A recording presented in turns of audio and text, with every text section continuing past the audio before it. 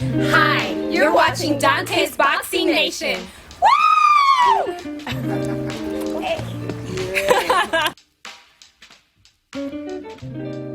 Jeff Mayweather, he just recently said Canelo doesn't need Golovkin. And I hear people say that every once in a while.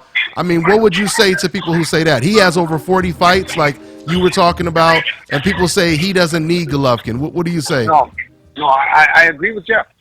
I agree with Jeff. He doesn't need him. But you tell me who Canelo can fight that can generate the kind of money they can generate with Golovkin, regardless of what Golovkin gets. Who can he fight?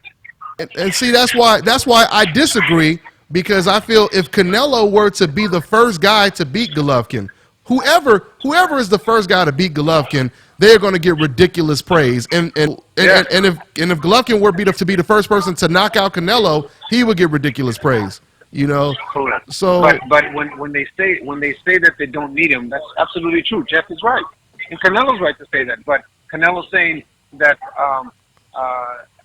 he wants to wait until next year to make it more interesting. That's great. And if he doesn't fight him next year, that's great too. He doesn't need Golovkin. But who is he going to fight to generate, or is he going to fight 5 fights to generate what he can generate by fighting Golovkin once? But the way you break that down, it sounds like he does need Golovkin. The way you just broke that down. That's up to you to make that assumption. But I'm looking at it from what everybody is saying, and that's why I said I agree with Jeff, and I agree with everybody that says he doesn't need him. But go fight 5 fights. Let me say this: go fight 5 fights. Go fight Julian Williams, the Charlos, Demetrius Andrade, and see how much money you make from those 3 or 4 fights.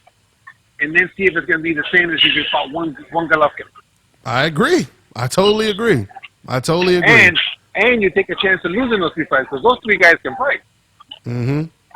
I totally agree. If Demetrius Andrade's head is on straight on any particular night, he is one of the best fighters in the world. But sometimes he clowns around a little too much for me, but that man's talented. Uh-huh. But fight him, and we'll see how much money you make.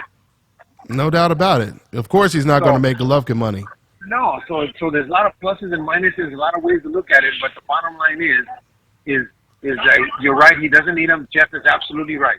And you know what, to a certain extent, I guess I could partially agree with Jeff. If Canelo were to beat someone like a Demetrius Andrade, he wouldn't get the Golovkin money, but he would get tremendous recognition.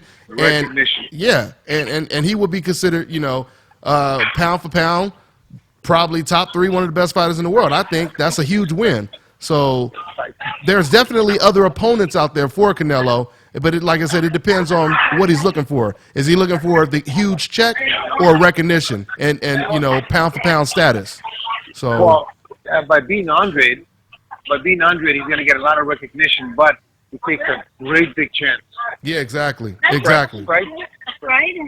He takes a big chance because that's a dangerous fight, man. Very dangerous. And I would pick. I think you might agree. I don't know, but I would pick Demetrius Andrade to win that fight.